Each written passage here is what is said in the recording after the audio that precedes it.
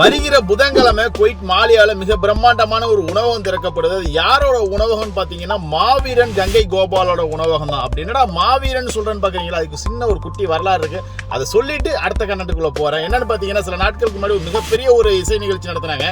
அந்த இசை நிகழ்ச்சியை நடத்தக்கூடாது சொல்லிட்டு கூடயே இருந்து அவர் யாரெல்லாம் நல்லவர் நடிச்சாங்களோ அவ்வளவு பேர் அந்த நிகழ்ச்சியை நடத்தக்கூடாது, அந்த நிகழ்ச்சி நடத்துறவன் பெரிய ஆள் ஆயிடுவான் அப்படின்னு சொல்லி பல சதி வேலைகளையும் நடத்தினாங்க. இருந்தாலும் கூட இன்னும் சொல்ல போனா காவல் நிலையத்துக்கு மேற்கொண்டு கம்ப்ளைண்ட் பண்ணாலும் கூட அந்த நிகழ்ச்சி தனி ஒரு மனிதனாய் நின்று தமிழனாய் நின்று குவைட்டுக்குள்ள நடத்தி காட்டினவர் தான் மாவீரன் கங்கை கோபால். அவங்களோட உணவகம் தான் பாத்தீங்கன்னா வருகிற புதன்கிழமை மாலியாவில் வந்து ஆர்ஆர் பிரியாணிங்கிற ஒரு உணவகத்தை துறக்க இருக்கிறாங்க.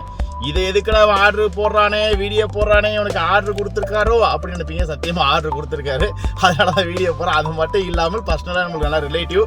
ஏன்னா 1000 பேர் அவருக்கு வீடியோ போட்டிருந்தாலும் 1000 பேர் அவங்களுக்கு பெரிய அளவில் ப்ரொமோஷன் பண்ணியிருந்தாலும் மாப்பிள்ளை பண்ணுற மாதிரி வராது மாப்பிள்ளைன்னு ஒரு தனிப்பட்ட முறையில் சொன்னாப்புல. இதெல்லாம் எப்படா சொன்னாருன்னு கேட்குறீங்களா? அதெல்லாம் அப்போ சொன்னாருங்க, அதான் போட்டிருக்கேன். ஸோ வருகிற புதன்கெல்லாம் மறக்க வேணாம். ஏன்னா ஒரு தமிழனாக இருந்து ஒரு தனி ஒரு இடமாய் நின்று இன்னைக்கு இந்த அளவுக்கு ஒரு பெரிய நிறுவனத்தை துவங்குறாங்கும் பொழுது அவரை வாழ்த்த வேண்டியது நம்ம கடமையாக இருக்குது. அதே மாதிரி நம்மளுக்கு ஆர்டர் கொடுத்தனால உலக அளவில் கொண்டு போய் சேர்க்க வேண்டியது மீடியாவோட கடமையாக இருக்குது. தேங்க்ஸ் ஃபார் வாட்சிங். Bye bye.